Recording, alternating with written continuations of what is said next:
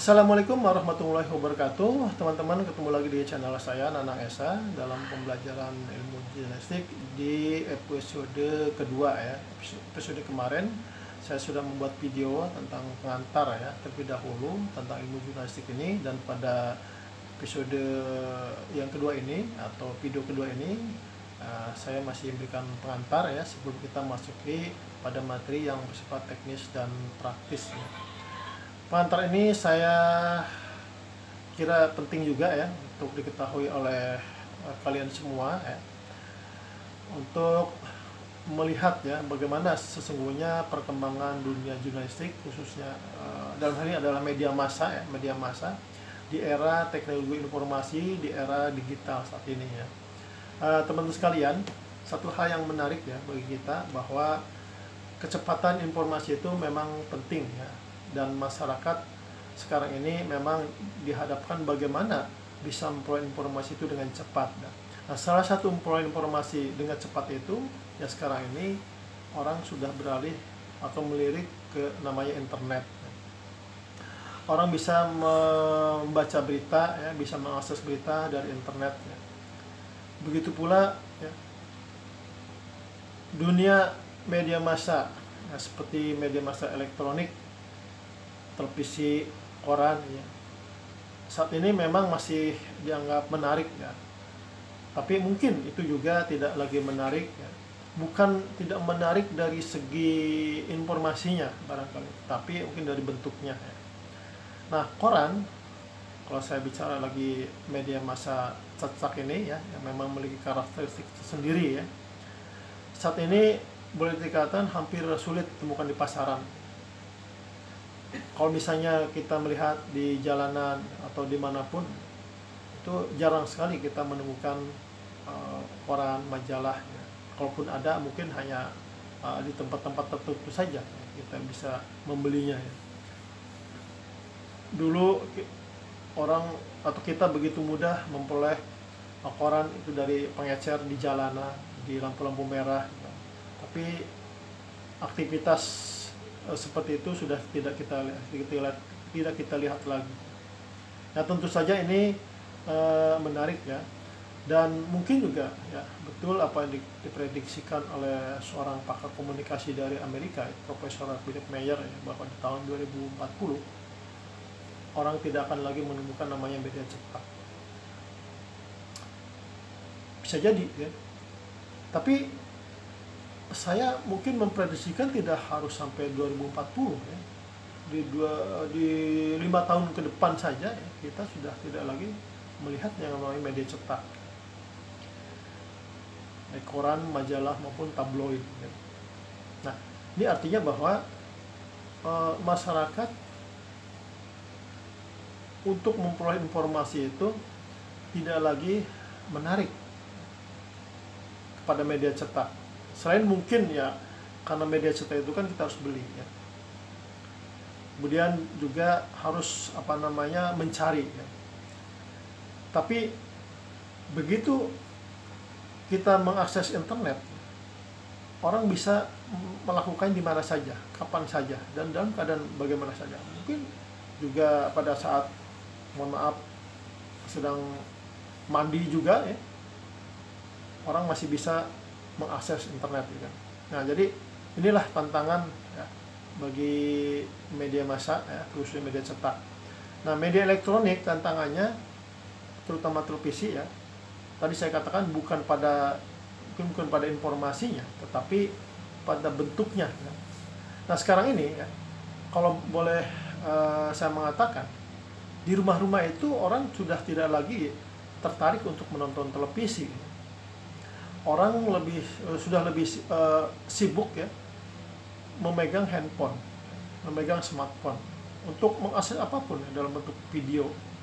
Orang bisa melihat berita di YouTube, orang bisa melihat informasi atau membaca informasi lewat kiriman ya dari teman, dari siapapun ya. Begitu cepat, begitu mudah. Jadi ya tantangan media elektronik ya seperti itu. Kalau dari segi informasinya mungkin, nah ini tantangan media informasi itu juga bisa, boleh jadi iya ya. Apa tantangannya ya? Sekarang ini sejak maraknya aplikasi media sosial ya, orang begitu mudah juga ya menyampaikan informasi dan juga memperoleh informasi.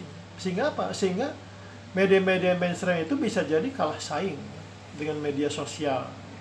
Nah, artinya apa? Artinya bahwa informasi yang disajikan oleh media mainstream ya, untuk sejumlah kalangan tertentu memang tidak lagi diperlukan ya, kalau sekiranya untuk mendapatkan informasi peristiwa kebakaran, kecelakaan gitu kan, termasuk juga gempa bumi ya, orang cukup saling share itu sudah bisa menerima informasi. Nah, sementara media mainstream ya, itu juga sebetulnya sama ya, tetapi media mainstream itu ketika dia membuat sebuah informasi memang dengan kaidah ya, dengan kaidah jurnalistik dalam hal ini. Sementara media-media sosial kadang-kadang cenderung mengabaikan kaidah tersebut. Nah, sehingga ketepatan ya, akurasi informasi yang disampaikan oleh media sosial atau di media sosial ini memang ya boleh dikatakan tidak bisa ya, dipercayai ya 100% ya. Selama ini kita memang masih mempercayai media-media mainstream dalam hal akurasi ya, terkait informasi tersebut. Nah, ini saya kira menarik ya. Nah, kemudian saya ingin juga mengatakan bahwa ketika orang sudah beralih ke media sosial, lebih banyak ke media sosial, maka boleh jadi media elektronik, televisi, radio itu tidak lagi dijadikan sebagai satu-satunya akses informasi. Meskipun sebetulnya media mainstream itu masih kita harapkan. Nah, tapi ya itulah ya kenyataannya, kita melihatnya seperti itu. Nah, teman-teman sekalian, jadi apa yang kemudian akan kita lakukan ya dalam pembelajaran ilmu jurnalistik ini? Apakah misalnya ketika kita ingin menjadi seorang jurnalis, kemudian kita tidak merasa berguna ya, karena misalnya tidak ada lagi lembaga-lembaga media yang menerbitkan koran, tidak ada lagi lembaga-lembaga media yang membuat informasi secara akurat ya. Saya kira kalau menyangkut masalah ini, kita tidak bisa mengatakan bahwa profesi sebagai jurnalis itu tidak lagi memperoleh tempat ya. Artinya sejauh ini ya, mereka yang bekerja di dunia kewartawanan ya, mereka yang berprofesi di dunia jurnalis, saya kira masih akan mendapatkan tempat. Nah, tinggal bagaimana media mengemasnya ya, sehingga masyarakat mudah mengakses ya, tanpa harus mengabaikan akurasi, tanpa harus mengabaikan kaidah-kaidah jurnalistiknya. Nah, ini saya kira nanti akan kita dalami ya secara lebih luas lagi sambil kita belajar tentang ilmu jurnalistik ini pada materi-materi yang bersifat teknis praktis yang akan saya sampaikan di pertemuan berikutnya. Barangkali itu saja sebagai pengantar singkat dari saya. Terima kasih, dan jika informasi ini menarik bagi kalian, silahkan untuk like, jangan lupa like dan subscribe ya, serta sebarkan pada teman-teman yang lain. Terima kasih. Wassalamualaikum warahmatullahi wabarakatuh.